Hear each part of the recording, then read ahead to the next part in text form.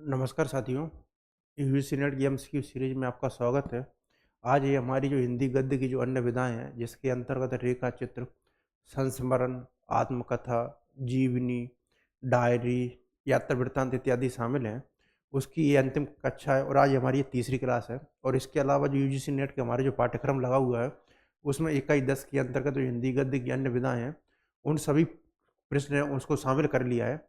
और आज के हमारा जो सेशन है उसको स्टार्ट करते हैं। आज का पहला प्रश्न है हमारा, संस्कृति के 4 अध्याय किस लेखक का भारतीय संस्कृति के मूल उपादानों का ऐतिहासिक विकास प्रस्तुत करने वाला प्रस्तुत प्रसिद्ध ग्रंथ है? ऑप्शन है रामविलास शर्मा, मैथिली शरण गुप्त, रामधारी सिंह दिनकर और हजारी प्रसाद द्विवेदी जी। तो संस्कृति के 4 अध्याय किस लेखक का भारतीय संस्कृति के मूल उपादानों का ऐतिहासिक विकास प्रस्तुत करने वाला प्रसिद्ध ग्रंथ है? ऑप्शन है रामविलास शर्मा, मैथिली शरण गुप्त, रामधारी सिंह दिनकर और हजारी प्रसाद द्विवेदी। जो संस्कृति की जो 4 अध्याय हैं वो रामधारी सिंह दिनकर का एक बड़ा ही महत्वपूर्ण ग्रंथ है जिसमें कि उन्होंने भारतीय संस्कृति के मूल उपादानों का ऐतिहासिक विकास प्रस्तुत किया है। तो जो इसका जो वो है संस्कृति के 4 अध्याय वो है रामधारी सिंह दिनकर और इसका जो प्रकाशन वर्ष है वो है 1956। और ये जो पुस्तक है ये समर्पित की है उन्होंने भारत के जो प्रथम राष्ट्रपति हैं राजेंद्र प्रसाद यादव को। तो उन्होंने जो पुस्तक है राजेंद्र प्रसाद है उनको जो पुस्तक है ये समर्पित की है। और इसका जो भूमिका और जो निवेदन है वो लिखा है दिनकर ने। कई बार प्रश्न भी आता है कि जो भूमिका और जो निवेदन है वो किसने लिखा है? तो जो भूमिका और जो निवेदन है वो लिखा है दिनकर ने। और इसका जो प्रस्तावना है वो लिखा है भारत के प्रथम प्रधानमंत्री नेहरू जी ने। तो इसका जो भूमिका और जो निवेदन है तो इसका जो भूमिका और जो निवेदन है वो लिखा है दिनकर जी ने और इसकी जो प्रस्तावना है वो लिखी है नेहरू जी ने। अगला प्रश्न है, निम्नलिखित में से कौन सा जो युग्म या युग्म है वो सही है? महादेवी वर्मा ठकुरी बाबा, तुलसीराम मुर्दैया, दिनकर जामुन का पेड़, विवेकी राय बोलाराम का जीव, रमनिका गुप्ता आफुद्री। नीचे दिए गए विकल्पों में से सही उत्तर का चयन करना। तो जो महादेवी वर्मा का जो ठकुरी बाबा है एक महत्वपूर्ण जो संस्मरण है वो है। और ये जो ठकुरी बाबा है जो स्मृति की रेखा है उसमें संकलित है और उसका जो प्रकाशन वर्ष है वो है 1943। तो महादेवी वर्मा ठकुरी बाबा सही है। फिर है तुलसीराम की आत्मकथा मुर्दैया, ये भी सही है और इसका जो प्रकाशन वर्ष 2010 है। दिनकर का जामुन का पेड़ नहीं है जबकि जामुन का पेड़ जो रचना है वो है कृष्ण चंद्र की जो कि एक हास्य व्यंग्य कथा या कहानी में शामिल है। फिर है विवेकी राय का बोलाराम का जीव। तो विवेकी राय का बोलाराम का जीव नहीं है, बोलाराम का जीव जो रचना है वो है हरिशंकर परसाई का। तो बोलाराम का जीव है वो किसका है? वो है हरिशंकर परसाई। और रमनिका गुप्ता की जो आत्मकथा है वो है आप उदरी। तो ये स्टेटमेंट भी बिल्कुल सही है। तो इस तरीके से महादेवी वर्मा का जो संस्मरण ठकुरी बाबा, तुलसीराम की आत्मकथा मुर्दैया और रमनिका गुप्ता की आप उदरी, ये तीनों के तीनों स्टेटमेंट है वो सही है। तो ए सी और ई जो ऑप्शन है वो सही है हमारे। मुर्दैया ठाकुर बाबा ए बी और ई, बी आंसर है वो हमारा सही है। अगला प्रश्न है, प्रेमचंद की पत्नी शिवरानी देवी ने प्रेमचंद घर में नाम से उनकी जीवनी लिखी है और इसका प्रकाशन वर्ष है वो क्या लिखा है? तो जो प्रेमचंद की जो जीवनी लिखी है वो लिखी है उनकी जो पत्नी है शिवरानी देवी ने और वो नाम से लिखी है वो है प्रेमचंद घर में। इसके अलावा शिवरानी देवी ने प्रेमचंद की जीवनी लिखने के अलावा 2 अन्य व्यक्तियों ने प्रेमचंद की बड़ी महत्वपूर्ण जीवनी लिखी है। एक है कलम का सिपाही जो कि अमृत राय द्वारा लिखित है और एक है कलम का मजदूर जो कि मदन गोपाल ने लिखा है। तो प्रेमचंद की पत्नी शिवरानी देवी ने प्रेमचंद घर में नाम से उनकी जीवनी लिखी है और इसका जो प्रकाशन वर्ष है वो क्या है? ऑप्शन है 1942, 44, 43 और 50। तो 1944 है वो इसका प्रकाशन वर्ष है वो है प्रेमचंद घर में। अगला प्रश्न है, निम्नलिखित रचनाओं का उनकी विधाओं के साथ सम्मिलित सही युग्म है वो कौन सा है? तो निम्नलिखित रचनाएं हैं और उनकी जो विधाओं हैं उनके अनुसार है वो सही सम्मिलित है कौन सा? ऑप्शन है प्रेमचंद घर में, आत्मकथा, एक कहानी यह भी जीवनी, भोलराम का जीव व्यंग्य, माटी की मूर्तें संस्मरण और अरे आयावर रहेगा याद कविता। तो उसका जो सही सम्मिलित है वो कौन सा है? तो जो प्रेमचंद घर में है वो आत्मकथा नहीं है, बल्कि जो प्रेमचंद घर में वो क्या है, वो है जीवनी। और इसकी जो जीवनीकार है वो है शिवरानी देवी। एक कहानी ये भी, ये जीवनी नहीं है, बल्कि ये मनु भंडारी की आत्मकथा है। और इसका जो प्रकाशन वर्ष है वो है 2007। भोलाराम का जीव ये व्यंग्य विधा है, बिल्कुल सही है। और इसके जो रचनाकार हैं, जो व्यंग्यकार हैं, वो हैं हरिशंकर परसाई। माटी की मूर्तें, ये संस्मरण नहीं है ये, बल्कि ये संस्मरण और रेखा चित्र दोनों में शामिल है। और अरे अयावर रहेगा याद, ये कविता नहीं है, बल्कि ये आगे का यात्रा वृत्तांत है। और इसका जो प्रकाशन वर्ष है वो है 1953। तो इस तरीके से जो भोलाराम का जो जीव है वो बिल्कुल सही है, वो व्यंग विधा में रचित विधा है। और इसके जो व्यंग्यकार है वो है हरिशंकर परसाई। तो जो सी आंसर है वो हमारा सही है। तो जो हमारा इसमें देखेंगे हम, तो जो सी और जो डी है वो हमारा सही है, क्योंकि जो रेखा चित्र और संस्मरण है वो दोनों में है, वो काउंट हो जाता है। तो जो सी और जो डी ऑप्शन है वो हमारा सही है। अगला प्रश्न है,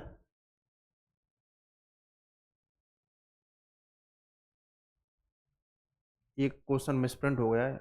ये प्रश्न है, हरिवंश राय बच्चन की आत्मकथा के खंडों को प्रकाशन वर्ष के अनुसार है वो व्यवस्थित करना है। तो हरिवंश राय बच्चन की आत्मकथा, तो जो हरिवंश राय बच्चन की जो आत्मकथा है वो उन्होंने 4 भाग है उसमें प्रकाशित की है। उसका जो पहला भाग है वो है क्या भूलूं क्या याद करूं, नीर का निर्माण फिर, बसेरे से दूर और 10 द्वार से स्वपन तक। तो इसमें सबसे पहले आएगा क्या भूलूं क्या याद करूं। इसका प्रकाशन वर्ष है 1969।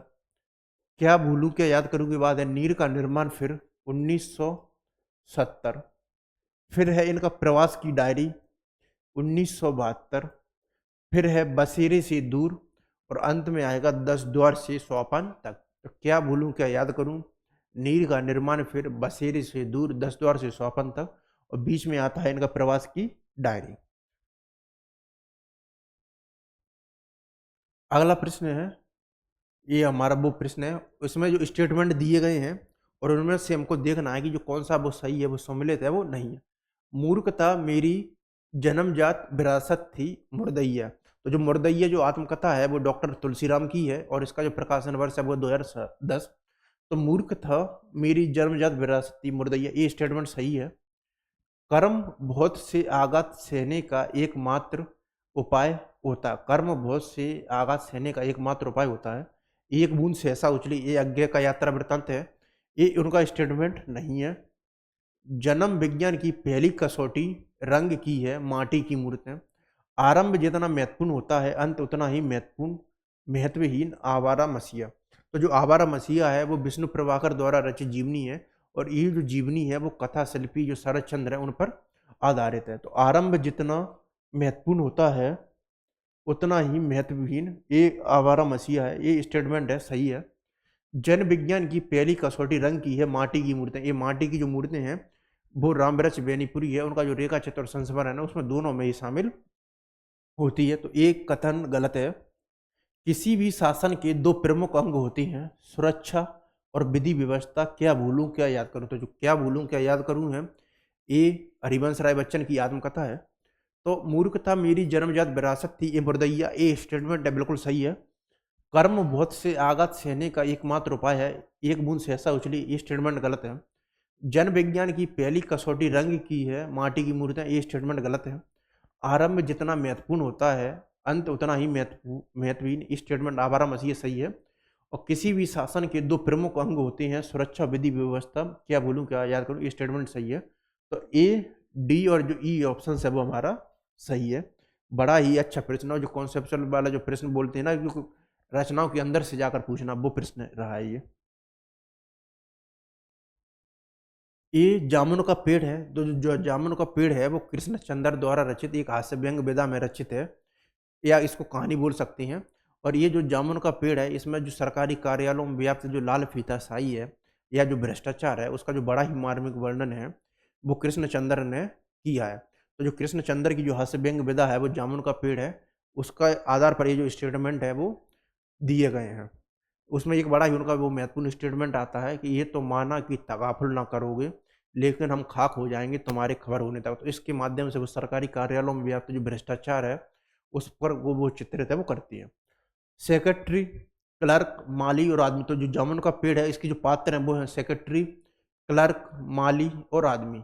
फिर वाक्य है हमारे पास, अच्छा हुआ कि तना तुम्हारे कूल्हे पर गिरा, अगर कमर पर गिरता तो रीढ़ की हड्डी टूट जाती। फिर है, मगर इस तरह तो मैं मर जाऊंगा। तीसरा स्टेटमेंट है, हमारा विभाग किसी हालत में इस फलदार वृक्ष को काटने की इजाजत नहीं दे सकता। और फोर्थ जो ऑप्शन है वो है, मगर एक आदमी की जान का सवाल है। तो जो सेक्रेटरी है वो कथन है, अच्छा हुआ कि तना तुम्हारे कूल्हे पर गिरा, मगर कमर पर गिरता तो रीढ़ की हड्डी टूट जाती। तो जो सेक्रेटरी का जो कथन है वो है, हमारा विभाग किसी हालत में इस फलदार वृक्ष को काटने की इजाजत नहीं दे सकता। फिर आदमी का जो स्टेटमेंट है, जो पेड़ के नीचे जो दबा हुआ था, जो जामुन के पेड़ के नीचे, वो एक शायर था और उसका उपनाम था ओस। ओस के उपनाम से उनका जो गद्य संग्रह वो भी प्रकाशित हुआ था। आदमी का स्टेटमेंट था कि मगर इस तरह तो मैं मर जाऊंगा। फिर क्लर्क है वो बोलता है कि मगर एक आदमी की जान का सवाल है। और माली का स्टेटमेंट है कि अच्छा हुआ कि तना तुम्हारे कूल्हे पर गिरा, अगर कमर पर गिरता तो जो रीढ़ की हड्डी है वो टूट जाती। तो सेक्रेटरी का कथन है, हमारा विभाग किसी हालत में इस फलदार वृक्ष को काटने की इजाजत नहीं दे सकता। ए का थर्ड दो स्टेटमेंट हमारे पास। फिर बी क्लर्क का है, अच्छा हुआ कि तना तुम्हारे कूल्हे पर गिरा, अगर कमर पर गिरता तो रीढ़ की हड्डी टूट जाती। फिर माली का है, मगर इस तरह। फिर माली का जो स्टेटमेंट है वो है सी का 4। आदमी का है डी का 4। तो इस तरीके से अगर हम देखेंगे तो जिसका जो स्टेटमेंट बनेगा,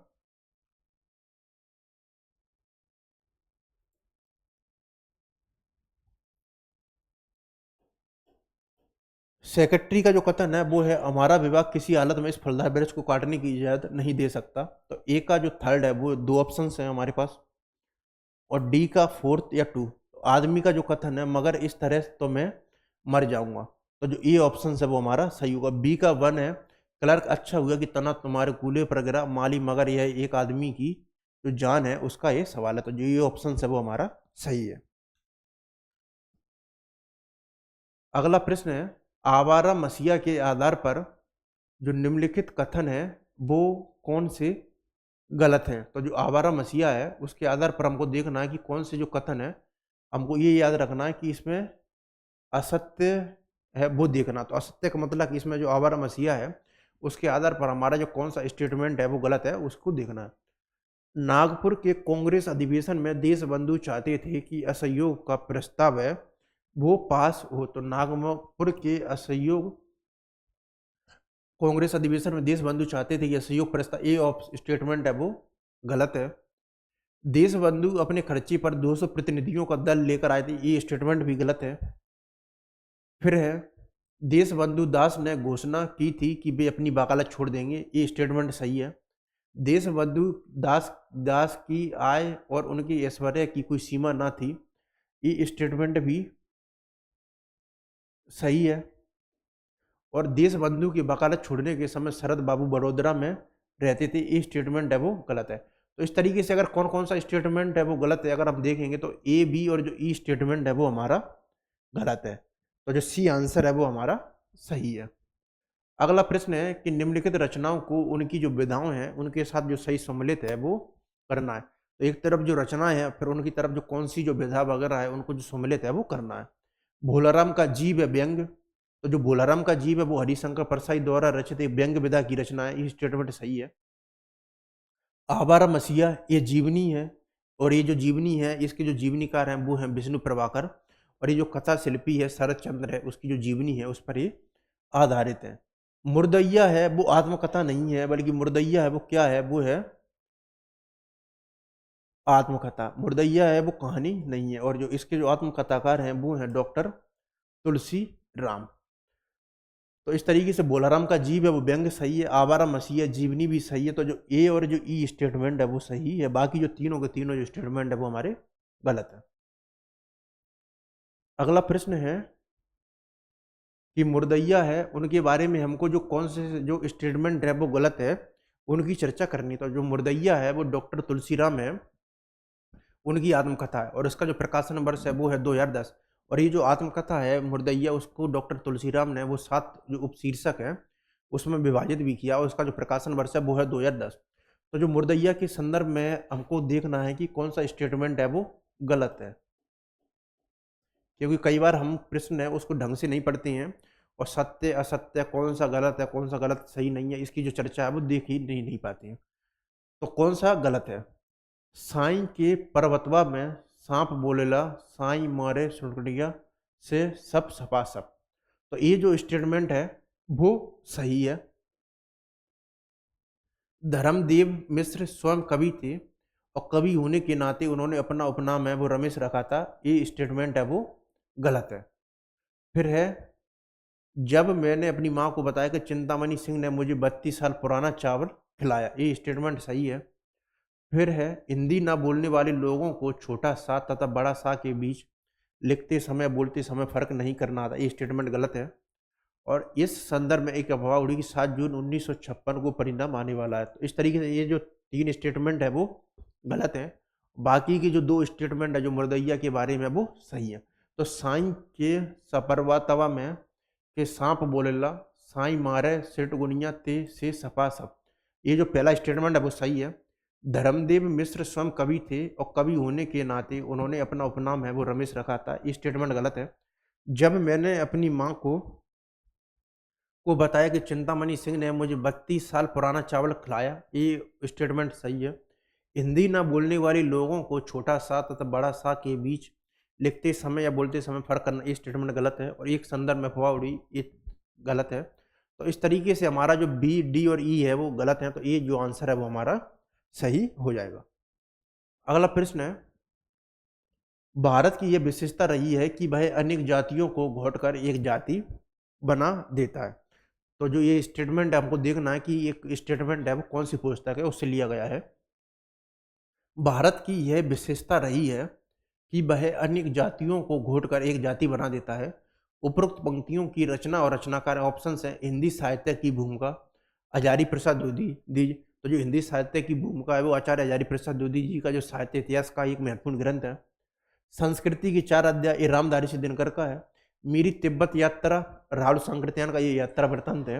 और क्या भूलूं क्या याद करूं ये हरिवंश राय बच्चन की जो आत्मकथा है वो है। तो भारत की यह विशेषता रही है कि वह अनेक जातियों को घोटकर एक जाति बना देता है। उपरोक्त पंक्तियों की रचना और रचनाकार, तो ये जो रचनाकार हैं वो है रामधारी सिंह दिनकर, संस्कृति के 4 अध्याय। और इसका जो प्रकाशन वर्ष है वो है 1956। अगला प्रश्न है,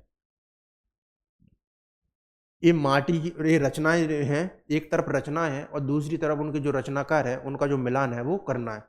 रचना और रचनाकार, तो जो माटी की मूर्तियां हैं वो रेखा चित्र और संस्मरण है और इसके जो रचनाकार है वो है राम वृक्ष बैनीपुरी।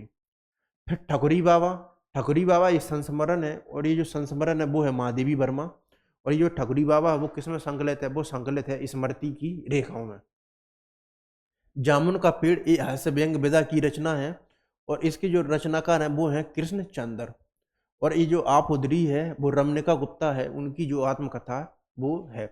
तो इस तरीके से माटी की मूर्ति रेखा चित्र संस्मरण रामवृक्ष बैनीपुरी, ठकुरी बाबा संस्मरण रामवृक्ष ठकुरी बाबा महादेवी वर्मा, जामुन का पेड़ कृष्णचंद्र और आप उदरी वो आत्मकथा है वो है रमनिका गुप्ता की।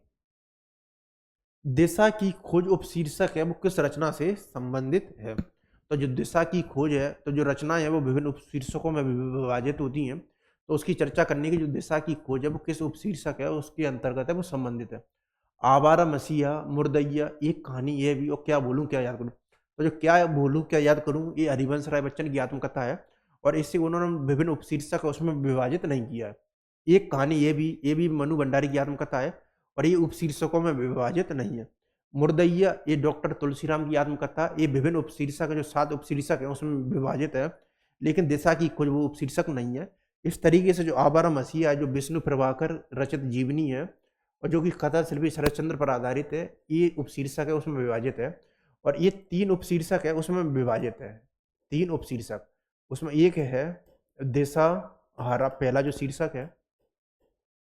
फिर है दिशा की खोज दूसरा जो शीर्षक है वो है दिशा की खोज, और अंत में है वो है देशांत। इस तरह के तरीके से विष्णु प्रभाकर ने जो जीवनी लिखी है वो उन्होंने उसके जो 3 भाग हैं उसमें विभाजित है, वो किया है दिशाहारा, दिशा की खोज और देशांत। तो दिशा की खोज जो शीर्षक वो किससे संबंधित, वो है आवारा मसीहा से। अगला प्रश्न है कि साहित्य की ताजगी और वेदकता जितनी शौकिया लेखक में होती है उतनी पेशेवर में नहीं होती। ये स्टेटमेंट है कि साहित्य की ताजगी और वेदकता जितनी शौकिया लेखक में होती है उतनी पेशेवर है उसमें नहीं होती। हमारे पास ऑप्शंस हैं। उपरोक्त कथन अब किस रचना की भूमिका से उद्धृत है। हिंदी साहित्य का इतिहास, ये हिंदी साहित्य का जो इतिहास जो पुस्तक है वो आचार्य रामचंद्र शुक्ल की साहित्य इतिहास की पुस्तक है, और इसका जो प्रकाशन वर्ष है वो है 1929। एक कहानी है भी, ये मनु भंडारी की आत्मकथा है, आवारा मसीहा जीवनी और संस्कृति की 4 अध्याय। तो जो साहित्य की ताजगी और वेदकता जितनी शौकिया लेखक में होती है उतनी पेशेवर में नहीं होती। ये रामधारी सिंह दिनकर की जो संस्कृति की 4 अध्याय पुस्तक, उसकी जो भूमिका है जो कि दिनकर जी ने लिखी है, उसमें उन्होंने इस बात को रेखांकित किया है। क्या भूलूं क्या याद करूं के अनुसार चंपा की मृत्यु के समय लेखक आयु को कौन सी अवस्था में था। तो जो क्या भूलूं क्या याद करूं, ये हरिवंश राय बच्चन की आत्मकथा है, और इसका जो प्रकाशन वर्ष है वो है 1969। तो क्या भूलूं क्या याद करूं के अनुसार चंपा की मृत्यु के समय लेखक आयु को कौन सी अवस्था में था। युवावस्था, लड़कपन, प्रौढ़ावस्था और वृद्धावस्था। तो जब हरिवंश राय बच्चन की जब पहली पत्नी उनकी जब मृत्यु हो जाती है तो उसकी चर्चा यहाँ पर की गई है। तो युवावस्था, लड़कपन, प्रौढ़ावस्था, वृद्धावस्था। तो जब चंपा की मृत्यु के समय जो लेखक है वो लड़कपन वाली जो अवस्था है उसमें थे। अगला प्रश्न है, महादेवी वर्मा के रेखा चित्र ठकुरी बाबा के ठकुरी बाबा क्या है। तो जो महादेवी वर्मा है वो अपने रेखा चित्र और संस्मरण के लिए बड़ी महत्वपूर्ण जानी जाती है। उनके प्रमुख संस्मरणों में पथ के साथी, अतीत के चलचित्र, स्मृति की रेखाएं और मेरा परिवार वो बड़े ही महत्वपूर्ण है। और महादेवी वर्मा के रेखा चित्र और संस्मरणों की एक खासियत रही है कि उनमें न केवल उन्होंने मानव को स्थान दिया बल्कि मानवेतर जो अन्य पशु पक्षी हैं, चाहे वो गुल्लू गुलेरी हो या नीलकंठ गाय हो, उनको भी मेरा परिवार है वो उसमें शामिल करती हैं। ये महादेवी वर्मा की जो संवेदना है और जो करुणा है वो उसको दर्शाता है। तो महादेवी वर्मा का जो रेखा चित्र ठकुरी बाबा, ये संकलित है वो है स्मृति की रेखाओं में, और इस संस्मरण में उन्होंने जो 7 व्यक्ति हैं उनकी चर्चा है वो की है। उसमें एक तो है ठकुरी बाबा, एक उसमें भक्तिन भी शामिल है। तो ठकुरी बाबा क्या थे, नर्तक, वादक, लेखक, रसिया और गृह गायक। तो जो ठकुरी बाबा है वो ठकुरी बाबा संस्मरण में वो क्या है, वो है रसिया और गृह गायक। तो इस तरीके से वो हाला गायन उसके बड़े ही बड़े रसिक काव्य प्रेमी रहे हैं। तुलसीराम की आत्मकथा मुर्दैया का आरंभ होता है। तो जो मुर्दैया है वो डॉक्टर तुलसीराम की आत्मकथा है, और इसका जो प्रकाशन वर्ष है वो है 2010, और इसे उन्होंने जो 7 उपशीर्षक हैं उसमें विभाजित भी किया है। ऑप्शंस हैं, आत्मकथा मुर्दैया का आरंभ होता है भूत प्रेत और अंधविश्वास, स्कूली वातावरण से, समाज के उदात्त रूप से और पूजा पाठ से। तो जो डॉक्टर तुलसीराम की जो आत्मकथा है उसमें उन्होंने इस बात को रेखांकित किया कि इसका जो आरंभ है वो किससे होता है, भूत प्रेत और अंधविश्वास, स्कूली वातावरण से, सामाजिक के उदात्त रूप में और जो पारिवारिक पूजा पाठ से। तो जो तुलसीराम की जो आत्मकथा मुर्दैया, उसका जो पहला उपशीर्षक है वो है भूत ही पारिवारिक पृष्ठभूमि। तो इस तरीके से भूत प्रेत और जो अंधविश्वास है वो इसका आरंभ वो होता है भूत ही पारिवारिक पृष्ठभूमि। अगला प्रश्न है, प्रेमचंद घर में किस विधा की रचना है। तो जो प्रेमचंद घर में है वो शिवरानी देवी द्वारा रचित जीवनी है, और ये जो जीवनी है वो किस पर आधारित है, वो रचित है प्रेमचंद पर। तो जो शिवरानी देवी है वो प्रेमचंद की जो पत्नी है वो होती हैं, और उन्होंने जो जिस तरीके से प्रेमचंद का जो जीवन और व्यक्तित्व और उनके जो साहित्य कर्म है उसको जो जीवनी है उसमें रेखांकित किया है। तो जो प्रेमचंद घर में है वो क्या किस विधा की रचना है, वो है जीवनी की, और इसकी जो लेखक है वो है जीवनीकार है वो है शिवरानी देवी, और किस पर आधारित है, वो है प्रेमचंद पर, और इसका जो प्रकाशन वर्ष है वो है 1944। अगला प्रश्न है, मनु भंडारी के पति कौन थे। तो जो मनु भंडारी है वो नई कहानी आंदोलन से जुड़ी हुई एक महत्वपूर्ण कथाकार हैं, और जो जिस तरीके से नई कहानी आंदोलन में 3 पुरुष तरह माना जाते हैं उसमें मोहन राकेश, कमलेश्वर और राजेंद्र यादव शामिल हैं, उसी तरीके से नई कहानी आंदोलन में 3 महिला तरह भी हैं। उसमें मनु भंडारी के साथ में उषा प्रियबंदा और जो कृष्णा सुबती हैं वो शामिल रही। तो मनु भंडारी के जो पति हैं वो ऑप्शंस हैं, निर्मल वर्मा, कमलेश्वर, राजेंद्र यादव और अमरकांत। तो जो मनु भंडारी के जो पति थे वो थे राजेंद्र यादव। तो जो मनु भंडारी की जो जो पति थे वो कौन थे? वो थे राजेंद्र यादव। अगला प्रश्न है, विष्णु प्रभाकर द्वारा विष्णु प्रभाकर कृत आवारा मसीहा है वो किसने जीवनी है?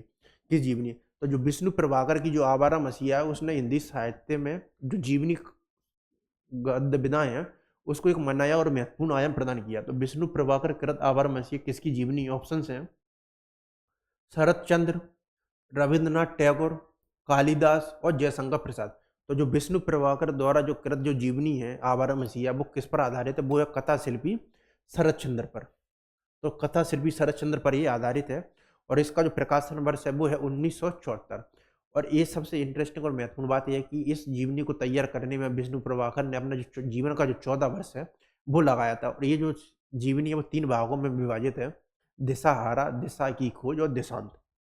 अगला प्रश्न है, हरिवंश राय बच्चन की आत्मकथा क्या भूलूं क्या याद करूं कब प्रकाशित हुई? तो जो हरिवंश राय बच्चन की जो आत्मकथा है वो 4 भागों में प्रकाशित है। क्या भूलूं क्या याद करूं इसका पहला भाग है। फिर क्या भूलूं क्या याद करूं के बाद नीर का निर्माण, फिर बसेरे से दूर और 10 द्वार से सौपंद। तो हरिवंश राय बच्चन की जो आत्मकथा क्या भूलूं क्या याद करूं कब प्रकाशित हुई? ऑप्शन है 1959, 69, 79 और 89। तो जो हरिवंश राय बच्चन की आत्मकथा है क्या भूलूं क्या याद करूं ये कब प्रकाशित हुई थी? ये प्रकाशित हुई थी 1969 में। अगला प्रश्न है, कृष्णचंद्र की हास्य व्यंग्य कहानी का क्या नाम है? तो जो कृष्णचंद्र है ये इनके बारे में बड़ी महत्वपूर्ण बात यह है कि कृष्णचंद्र ने उर्दू के साथ साथ जो हिंदी भाषा है उसमें बड़ा ही अपना जो महत्वपूर्ण जो लेखन कर्म है वो किया है। और इनकी जो हास्य व्यंग्य कहानी है वो है जामुन का पेड़। ये कृष्णचंद्र की जो हास्य व्यंग्य बदा वाली जो रचना है उसका नाम क्या है? वो है जामुन का पेड़। ये जो जामुन का पेड़ है उसमें कृष्णचंद्र ने जो सरकारी कार्यालयों में जो व्याप्त जो लाल फीताशाही है जिसको रेड टेपिज्म बोला जाता है और जो उसमें व्याप्त जो भ्रष्टाचार है उसका बड़ा ही मार्मिक वर्णन है वो किया गया। इस तरीके से एक मतलब रात के समय एक बड़ा ही तूफान तेज आता है और उसमें एक व्यक्ति है वो नीचे वो दब जाता है। तो जब वो पेड़ को हटाने की प्रक्रिया में वो जो उस जो व्यक्ति है उसको निकालने के समय किस प्रकार का जो लाल फीताशाही है जो फाइल है वो एक जगह से दूसरी तरफ जाती है उसका बड़ा ही मार्मिक वर्णन है वो सरकारी कार्यालयों में आपको नजर आता है। और इसमें एक बड़ा ही महत्वपूर्ण शेर है वो कहा गया है, ये तो माना कि तगाफुल ना करोगे लेकिन हम खाक हो जाएंगे तुम्हारे खबर होने तक। अगला प्रश्न है, भारत के सांस्कृतिक इतिहास को किसने 4 अध्यायों या भागों में बांटकर लिखा है? भारत के सांस्कृतिक इतिहास को किसने 4 अध्यायों भागों में बांटकर लिखा है? ऑप्शन है हरिवंश राय बच्चन, अज्ञ, रामधारी सिंह दिनकर और मुक्तिबोध। तो जो भारत का जो सांस्कृतिक इतिहास है उसको किसने 4 भागों में बांटकर लिखा है? हरिवंश राय बच्चन, अज्ञ, रामधारी सिंह दिनकर और मुक्तिबोध। तो जो भारत की संस्कृति के 4 अध्याय वो है रामधारी सिंह दिनकर। उन्होंने भारत के सांस्कृतिक इतिहास को 4 भागों में बांटा। उस पुस्तक का नाम है संस्कृति के 4 अध्याय और इसका जो प्रकाशन वर्ष है वो है 1956। तो भारत के सांस्कृतिक इतिहास को किसने 4 भागों में बांटा है? वो है रामधारी सिंह दिनकर ने और इस पुस्तक का नाम है संस्कृति के 4 अध्याय और इसका जो प्रकाशन वर्ष वो है 1956। राहुल सांकृत्यायन कृत मेरी तिब्बत यात्रा का प्रकाशन वर्ष क्या है? राहुल सांकृत्यायन है वो अपनी घुमाकर प्रवृत्ति है उसके लिए जाने जाते हैं और इसके अलावा इन्होंने जो सिद्ध और नाथ साहित्य है उस पर काफी रिसर्च भी की और हिंदी काव्य धारा में इनकी बड़ी महत्वपूर्ण पुस्तक है। इनकी जो प्रमुख यात्रा वृत्तांत है उसमें मेरी तिब्बत यात्रा, घुमक्कड़ शास्त्र, तिब्बत में 1.25 वर्ष इत्यादि इनके प्रमुख महत्वपूर्ण यात्रा वृत्तांत हैं। तो इनका जो यात्रा वृत्तांत है मेरी तिब्बत यात्रा, ऑप्शंस हैं 1927, 37, 47 और 57। तो इनका जो यात्रा वृत्तांत है मेरी तिब्बत यात्रा इसका जो प्रकाशन वर्ष है वो है 1937। और ये जो मेरी तिब्बत यात्रा है वो क्या है? वो 5 भागों में विभाजित है। मेरी तिब्बत यात्रा वो कितने भागों में विभाजित है? वो 5 भाग हैं उसमें विभाजित है। तो इस तरीके से राहुल सांकृत्यायन की जो यात्रा वृत्तांत है मेरी तिब्बत यात्रा इसका जो प्रकाशन वर्ष है वो है 1937 और ये 5 भाग हैं उसमें विभाजित भी है। अज्ञे कृत अरे अयावर रहेगा याद किस विधा की रचना है? तो अज्ञे है ना केवल एक महत्वपूर्ण कवि रहे हैं बल्कि एक महत्वपूर्ण गद्यकार रहे हैं और गद्य के क्षेत्र में उन्होंने ना केवल उपन्यास और कहानियां लिखी हैं बल्कि यात्रा वृत्तांत में भी अपनी उन्होंने जो लेखनी है वो चलाई है। आज्ञा के दो बड़े ही महत्वपूर्ण यात्रा वृत्तांत हैं, वो है एक बूंद सहसा उछली और अरे आयावर रहेगा याद। तो अरे आयावर रहेगा जो याद है, उसका जो प्रकाशन वर्ष है वो है 1953। और इस जो यात्रा वृत्तांत है उसमें आज्ञा ने भारतीय उपमहाद्वीप के जो स्थल है उनका जो वर्णन है वो प्रस्तुत किया है। तो दूसरी तरफ एक बूंद सहसा उछली में उन्होंने जो पश्चिमी जो देश हैं उनमें उन्होंने जो भ्रमण किया है उसका वर्णन है वो किया है। तो अरे आयावर रहेगा याद किस विधा की रचना है, तो वो विधा की रचना है वो है यात्रा वृत्तांत। और इसके अलावा इनका एक और यात्रा वृत्तांत याद रखेंगे, वो है एक बूंद सहसा उछली। एक बूंद सहसा उछली। और ये जो यात्रा वृत्तांत है अरे आयावर रहेगा याद, इसको आगे ने विभिन्न उपशीर्षक है उसको मैं विभाजित किया है। उसमें एक है परशुराम से तुरखम, एक टायर की राम कहानी, किरणों की खोज में, देवताओं के अंचल में, मौत की घाटी में, एलोरा, माजली, बहता पानी निर्मल, सागर शोभित मेघ मेघला इत्यादि जो उप शीर्षक है उसमें विभाजित किया है। विष्णु प्रभाकर द्वारा रचित आवारा मसीहा के संदर्भ में कौन सा एक कथन है वो गलत है। तो जो विष्णु प्रभाकर द्वारा रचित जीवनी है आवारा मसीहा, ये किस पर आधारित है, ये जो जीवनी है वो आधारित है कथा शिल्पी शरद चंद्र पर। तो उसके बारे में हमको देखना है कि कौन सा कथन गलत है। स्टेटमेंट है ये शरद चंद्र चटर्जी की जीवनी है, ये स्टेटमेंट बिल्कुल सही है कि जो आवारा मसीहा वो कथा शिल्पी जो शरद चंद्र चटर्जी है उनकी जीवनी है।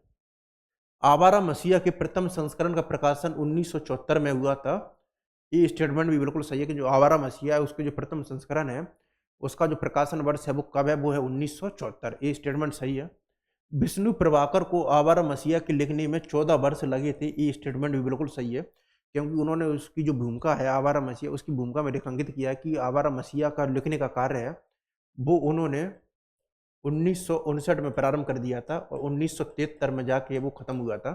इस तरीके से विष्णु प्रभाकर ने जो आवारा मसीहा वो लिखने में 14 वर्ष का जो समय है वो लगाया था।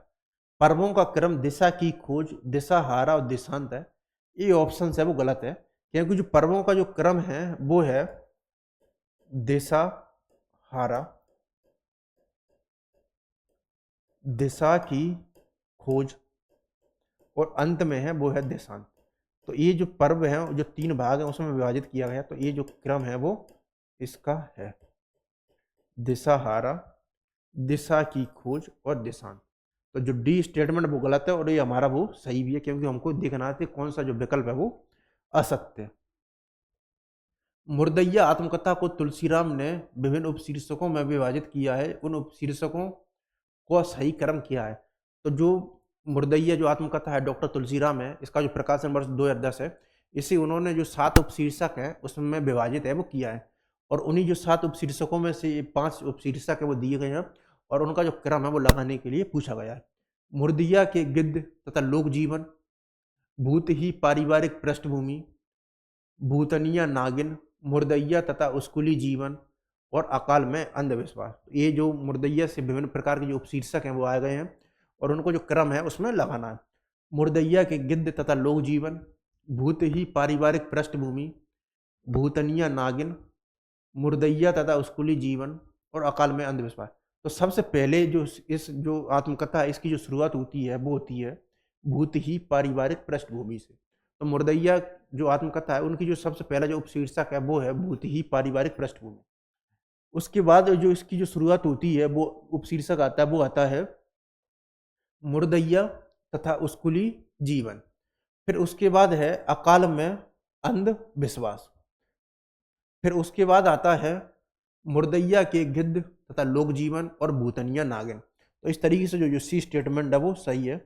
और इसकी जो अन्य जो उपशीर्षक हैं एक है आजमगढ़ में फक्कासी और चले बुद्ध की राय। तो ये 5 दिए गए हैं और 2 और अन्य वो हैं आजमगढ़ में फक्कासी और चले बुद्ध की राय। इसकी जो शुरुआत है वो होती है भूत ही पारिवारिक पृष्ठभूमि से और दूसरा है मुर्दैया तथा स्कूली जीवन और अंतिम 2 है वो है चले बुद्ध की राह और आजमगढ़ में फक्कासी। रामधारी सिंह दिनकर की पुस्तक संस्कृति के 4 अध्याय के संदर्भ में कौन सा एक तथ्य है असत्य है, गलत है। तो रामधारी सिंह दिनकर की जो पुस्तक है संस्कृति के 4 अध्याय उसका जो प्रकाशन वर्ष है वो है 1956। तो उसके बारे में गलत स्टेटमेंट। इसकी भूमिका है वो जवाहरलाल नेहरू ने लिखी है। ये इसकी जो भूमिका है वो जवाहरलाल नेहरू ने लिखी है। फिर दूसरा ऑप्शन है, तीसरे अध्याय का शीर्षक भारतीय संस्कृति और यूरोप है। पुस्तक का समर्पण डॉक्टर राजेंद्र प्रसाद के नाम है। पहला संस्करण है वो 1956 में प्रकाशित हुआ। तो इसकी भूमिका जवाहरलाल नेहरू ने लिखी है। ये स्टेटमेंट है गलत है, क्योंकि इसकी जो भूमिका है वो लिखी है दिनकर ने स्वयं। इसका जो निवेदन है और जो भूमिका है वो लिखी है दिनकर ने। जवाहरलाल नेहरू ने लिखी है जवाहरलाल नेहरू ने लिखी है इसकी प्रस्तावना। तो जवाहरलाल नेहरू द्वारा क्या लिखा गया है, संस्कृति के 4 अध्याय की प्रस्तावना, और इसकी जो भूमिका है वो लिखी है दिनकर ने। तो ये स्टेटमेंट गलत ही हो गया है। तीसरे अध्याय का शीर्षक भारतीय संस्कृति और यूरोप है। ये स्टेटमेंट भी गलत है, क्योंकि जो तीसरा अध्याय है उसका जो शीर्षक है वो है भारतीय हिंदू धर्म और इस्लाम। तो जो तीसरा जो अध्याय है वो है हिंदू संस्कृति और इस्लाम। हिंदू संस्कृति और इस्लाम। तो तीसरा शीर्षक है वो है हिंदू संस्कृति और इस्लाम। तो ये स्टेटमेंट भी गलत है। पुस्तक का समर्पण डॉक्टर राजेंद्र प्रसाद के नाम है। ये स्टेटमेंट बिल्कुल सही है, क्योंकि उनका जो समर्पित जो पुस्तक की है वो है राजेंद्र प्रसाद के नाम। और पहला संस्करण 1956 में प्रकाशित हुआ था। ये ऑप्शन भी बिल्कुल सही है। तो इस तरीके से इसकी जो दो स्टेटमेंट है वो गलत हैं, वो है ए और बी। तो जो शुरू के जो दोनों जो स्टेटमेंट हैं वो संस्कृति के 4 अध्याय से संबंधित वो गलत है। अगला प्रश्न है, भाई सरकारी पैसे का मामला है, पेंशन का केस 20 दफ्तर में जाता है, देर लग जाती है, 20 जगह लिखना पड़ता है, तब पक्की होती है, 20 में जाता है हमें 20 बार एक ही बात का। तो जो बोलाराम का जीव, ये मिसप्रिंट हो गया, बोलाराम का जीव में यह वार्तालाप किन चरित्रों के माध्यम से हुआ। तो जो बोलाराम का जो जीव है वो हरिशंकर परसाई की एक हास्य व्यंग विधा में रचित कहानी है। और जो बोला हरिशंकर परसाई है वो हिंदी की एक महत्वपूर्ण जो हास्य व्यंग विधा के वो सशक्त हस्ताक्षर है वो रहे हैं। इनकी अगर प्रमुख अगर व्यंगों की बात करें तो उसमें एक सदाचार का ताबीर, तुलसीदास चंदन घिसे, ठठुरता हुआ, गणतंत्र और भोलाराम का जीव है इत्यादि महत्वपूर्ण। इसके अलावा इन्होंने जो वसुधा से वो जबलपुर पत्रिका है उसकी जो प्रकाशन का कार्य भी वो भी उन्होंने किया था। तो ये जो भोलाराम का जीव है, ये जो व्यंग विधा है उसका स्टेटमेंट है, भाई सरकारी पैसे का मामला है, पेंशन का केस 20 दफ्तर में जाता है, देर लग जाती है, 20 जगह लिखना पड़ता है, तब पक्की होती है, 20 में जाता है हमें 20 बार एक ही बात का। तो भोलाराम का जीव में ये वार्तालाप किन चरित्रों के मध्य हुआ है। ऑप्शन है हमारे पास, भोलाराम का जीव और चपरासी, नारद और चपरासी, नारद और साहब, और भोलाराम की पत्नी और साहब। तो ये जो इस बातचीत वार्तालाप होता है वो होता है नारद और साहब के बीच। और इसके अलावा जो साहब हैं वो नारद से उनकी जो सुंदर वीणा है वो भी ले लेते हैं। तो जो नारद हैं, जो साहब हैं, वो नारद से जो बोलाराम की जो फाइल है वो आगे बढ़ाने के लिए रिश्वत के तौर पर वो क्या रख लेती हैं, वो रख लेती हैं उनकी बीना। वो बीना क्यों रख लेती हैं, क्योंकि जो साहब की जो पुत्री है वो गाना बजाना है वो सीखती है। तो वो बोलते हैं कि जो अगर ये बीना मिल जाएगी तो इससे बढ़िया जो सुर संगीत है वो निकलेगा। तो जो स्टेटमेंट जो वार्तालाप है वो है नारद और साहब के बीच में। फिर है, ये कृति है और उनकी जो पंक्तियां हैं उनका जो मिलान है वो करना है। आवारा मसीहा, क्या भूलूं क्या याद करूं, मुर्दैया, और एक कहानी है अभी। जब मैं 3 साल का हुआ, गांव में चेचक की महामारी आई और मेरे ऊपर गहरा प्रकोप पड़ा। लेखन एक अनवरत यात्रा जिसका ना कोई अंत है ना मंजिल, बस निरंतर चलते जाना ही जिसकी अनिवार्यता है, शायद नीति भी। बाग में पहुंचकर पेड़ों के पास घूमते घूमते वह मानो मन ही मन उसे विदा लेने लगा। शायद वह सोच रहा था कि अब वापस आना हो ना हो। लेखन के द्वारा अपने को अभिव्यक्त करते हुए मुझे 40 वर्षों से ऊपर हो चुके हैं। इतने दिनों में अपने हृदय पर हाथ रखकर कह सकता हूँ, और कलाकार के लिए इससे बड़ी सौगंध नहीं, कि मैंने कुछ भी ऐसा नहीं लिखा जो मेरे अंतर से नहीं उठा, और जो उसमें नहीं घुमड़ घुमड़ कर अनुवादों के मामले में भी। तो एक तरफ तो दी गई है कृति और दूसरी तरफ इनका जो रचना कर्म कार्य है वो दिया हुआ है। तो आवारा मसीहा ये जीवनी है, क्या भूलूं क्या याद करूं हरिवंश राय बच्चन की आत्मकथा, मुर्दैया डॉक्टर तुलसीराम की आत्मकथा, और एक कहानी है अभी मनु भंडारी की आत्मकथा। तो आवारा मसीहा का जो स्टेटमेंट होगा वो होगा ये वाला। बाग में पहुंचकर पेड़ों के पास घूमते घूमते वह मानो मन ही मन उसे विदा लेने लगा। शायद वह सोच रहा था कि अब वापस आना हो ना हो। तो जो विष्णु प्रभाकर है वो शरत चंद्र के बारे में ये बात है वो लिखते हैं। फिर है क्या बोलूं क्या याद करूं। तो ये जो स्टेटमेंट है वो है, लेखन द्वारा अपने को अभिव्यक्त करते हुए मुझे 40 वर्षों से ऊपर हो चुके हैं। इतने दिनों में अपने हृदय पर हाथ रखकर कह सकता हूँ, और कलाकार के लिए इससे बड़ी सौगंध नहीं, कि मैंने कुछ भी नहीं लिखा जो मेरे अंतर से नहीं उठा, जो उसमें नहीं उमड़ा घुमड़ा। अनुवादों के मामले में तो जो क्या बोलूँ जो क्या याद करूँ जो आत्मकथा है, उसकी भूमिका में हरिवंश राय बच्चन ने ये बात है वो लिखी है। मुर्दैया तुलसीराम की आत्मकथा है। जब मैं 3 साल का हुआ, गांव में चेचक की महामारी आई, मेरे गहरा प्रकोप पड़ा। ये है मुर्दैया से। और अंत में है एक कहानी, यह भी मनु भंडारी की आत्मकथा है। लेखन एक अनवरत यात्रा, जिसका ना कोई अंत है ना मंजिल, बस निरंतर चलते जाना है जिसकी अनिवार्यता है शायद नियति भी। तो ए का स्टेटमेंट है थर्ड, तो जो डी ऑप्शन है वो हमारा सही है। अगला प्रश्न है, लेखक के अनुसार माटी की मूर्तों में क्या चीज है। तो जो माटी की मूर्तें हैं वो राम वृक्ष बेनीपुरी द्वारा रचित एक रेखा चित्र संस्मरण उसमें शामिल होती है। मैं रेखा चित्र और संस्मरण इसलिए बोल रहा हूँ क्योंकि रेखा चित्र और संस्मरण के बीच में एक बहुत ही महीन रेखा होती है, इसलिए कई रेखा चित्रों को संस्मरण और संस्मरण को रेखा चित्र है वो बोल दिया जाता है। तो लेखक के अनुसार माटी की मूर्तों में क्या चीज है, ऑप्शन हैं। तो जो माटी की मूर्तें हैं उनके जो रचनाकार हैं वो कौन है, वो रहे हैं रामवृक्ष बेनीपुरी। जिंदगी, मृत्यु, गरीबी और गिरना। और ये जो माटी की मूर्ति जो बुक है, जो रेखा चित्र है, वो रामवृक्ष बेनीपुरी ने हजारीबाग जो सेंट्रल जेल है उसमें लिखते हुए लिखे थे। इसके अलावा इसमें जो कुल जो वो है पात्र जो संस्मरण है जो रेखा चित्र उनकी जो संख्या है वो है 12। पहले 11 थी लेकिन उसमें जो रजिया जुड़ गई तो उसकी संख्या हो गई थी 12।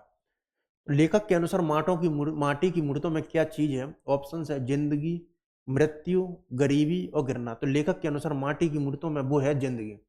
तो जो माटी की मूर्ति जो रेखा चित्र है उसकी जो भूमिका है राम वृक्ष बेनीपुरी है, तो उसमें उल्लेखित किया कि माटी की मूर्तियां हैं उसमें क्या चीज है, जिंदगी। और ये माटी की मूर्ति हैं वो क्या सिद्ध हुई है, वो सोने की मूर्ति हैं वो सिद्ध हुई। जब तक इंसान अंधेरी रात ना देखे तब तक रोशनी के वक्त उसे कैसे मालूम हो। उपरोक्त अंश है वो किस रचना से लिया गया। बड़ा ही महत्वपूर्ण स्टेटमेंट है। जब तक इंसान अंधेरी रात ना देखे तब तक रोशनी की वक्त उसे कैसे मालूम हो। उपयुक्त अंश किस रचना से लिया गया है, ऑप्शन है प्रेमचंद घर में, ये शिवरानी देवी द्वारा रचित जीवनी है, आवारा मसीहा विष्णु प्रभाकर द्वारा रचित जीवनी, क्या भूलूं क्या याद करूं हरिवंश राय बच्चन की आत्मकथा, और माटी की मूर्तें रामवृक्ष बेनीपुरी का रेखा चित्र संस्मरण। जब तक इंसान अंधेरी रात ना देखे तब तक रोशनी की वक्त उसे कैसे मालूम हो। उपयुक्त अंश किस रचना से लिया गया, तो ये जो अंश लिया गया वो लिया गया है प्रेमचंद घर में।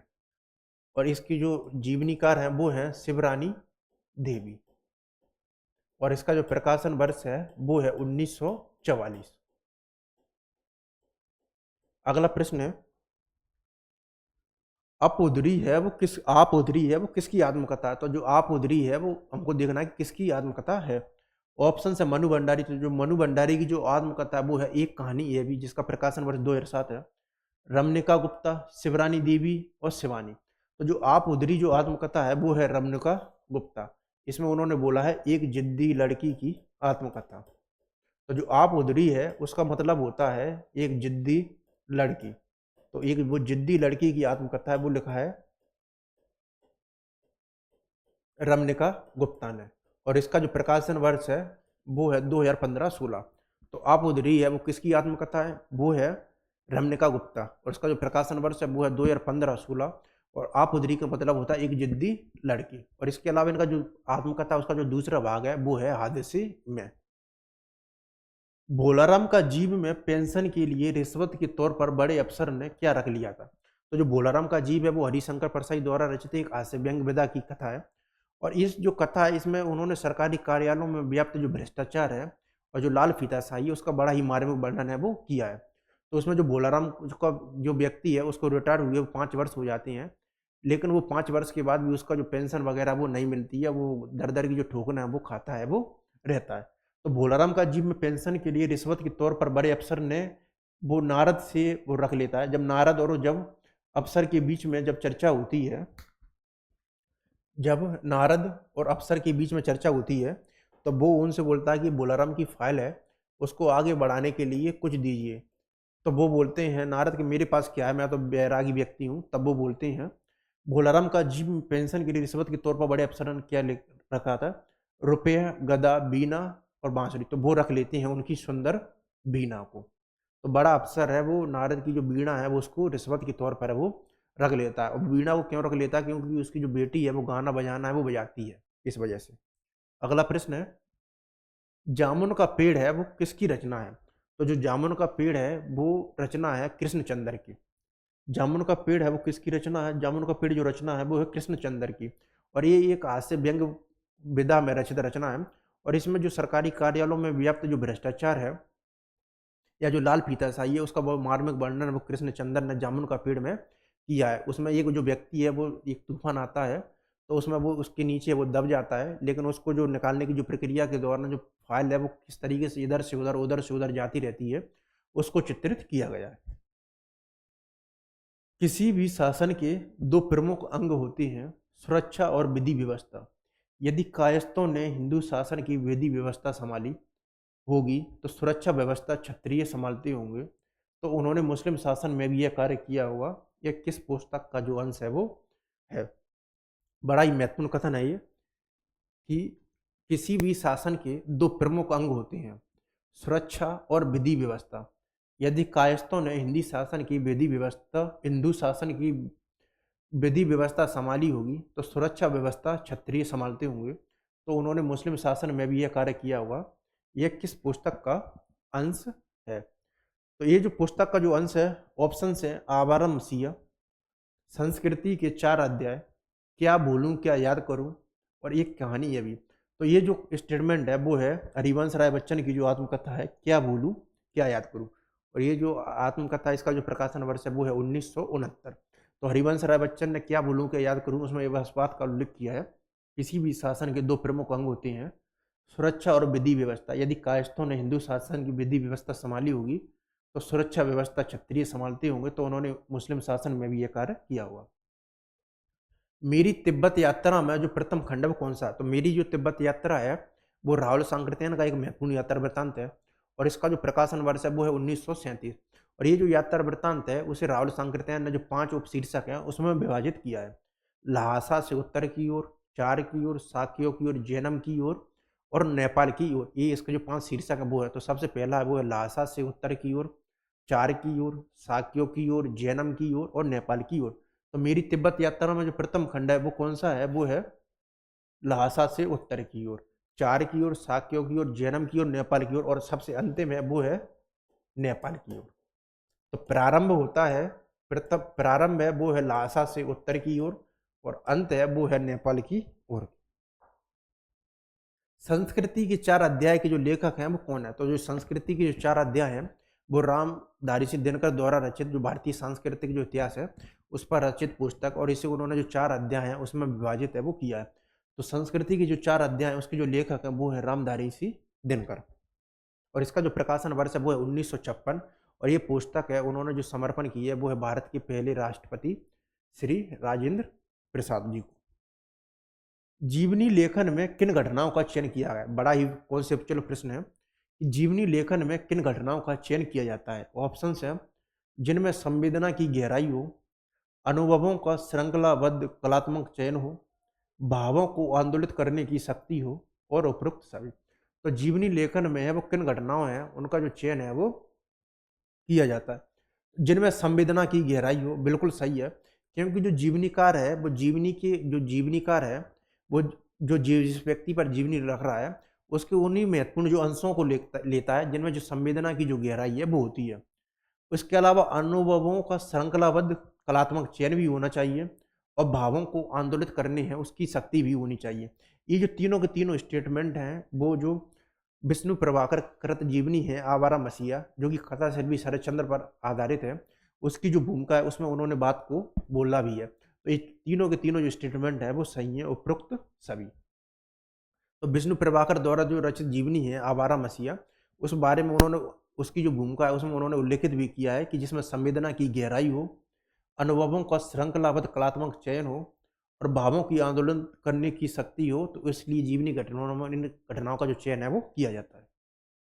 मुर्दैया है वो किसकी आत्मकथा है? तो जो मुर्दैया है वो डॉक्टर तुलसीराम की आत्मकथा है। और ये जो आ, धर्मपुर है, धर्मपुर के जो मुर्दैया है गांव है, उस पर ये आधारित है। और इसका जो प्रकाशन वर्ष है वो है 2010। तो मुर्दैया वो किसकी आत्मकथा है? वो है डॉक्टर तुलसीराम की। रमनिका गुप्ता की जो आत्मकथा वो है आप उदरी और हादसे में। इसके अलावा ओम प्रकाश वाल्मीकि है, उनकी जो आत्मकथा बड़ी महत्वपूर्ण है वो है जूठन। महादेवी वर्मा के रेखा चित्र ठकुरी बाबा के ठकुरी बाबा क्या है? ऑप्शंस हैं नर्तक, वादक, लेखक, रसिया और बृहा गायक। तो महादेवी वर्मा का जो रेखा चित्र है वो है, रेखा चित्र संस्मरण है वो है स्मृति की रेखा। तो स्मृति की रेखा में उन्होंने 7 जो व्यक्ति हैं उनका संस्मरण किया है, उसमें एक है ठकुरी बाबा। और इसका जो प्रकाशन वर्ष है वो है 1943। तो जो महादेवी वर्मा के जो ठकुरी बाबा हैं वो क्या थे? वो थे रसिया और बृहा गायक। अगला प्रश्न है, तुलसीराम की आत्मकथा मुर्दैया का आरंभ होता है। तो डॉक्टर तुलसीराम की जो आत्मकथा है मुर्दैया, उसका जो प्रकाशन वर्ष है वो 2010 है। और इस आत्मकथा को उन्होंने 7 उपशीर्षक हैं उसमें विभाजित किया है। और इसका जो पहला जो उपशीर्षक है वो है भूत ही पारिवारिक पृष्ठभूमि। तो इस तरीके से तुलसीराम की जो आत्मकथा मुर्दैया का जो प्रारंभ होता है वो होता है भूत प्रेत और अंधविश्वास से। तो ये आंसर है वो हमारा सही है। प्रेमचंद घर में किस विधा की रचना? तो जो प्रेमचंद घर में है वो किस विधा की रचना? तो प्रेमचंद घर में है वो शिवरानी देवी द्वारा रचित वो जीवनी है। तो जीवनी है वो सही आंसर है। मनु भंडारी के पति कौन थे? तो मनु भंडारी के जो पति थे वो थे राजेंद्र यादव। विष्णु प्रभाकर कृत आवारा मसीह किसकी जीवनी है? एक कथा शिल्पी जो शरद चंद्र है उनकी जीवनी है। हरिवंश राय बच्चन की आत्मकथा क्या भूलूं क्या याद करूं कब प्रकाश? तो जो हरिवंश राय बच्चन की जो आत्मकथा है वो 4 भागों में विभाजित है। क्या भूलूं क्या याद करूं, नीर का निर्माण, फिर बसेरे से दूर और 10 द्वार से सोपान तक। तो इसका जो पहला भाग है क्या भूलूं क्या याद करूं, वो कब प्रकाशित हुआ था? वो हुआ था 1969 में।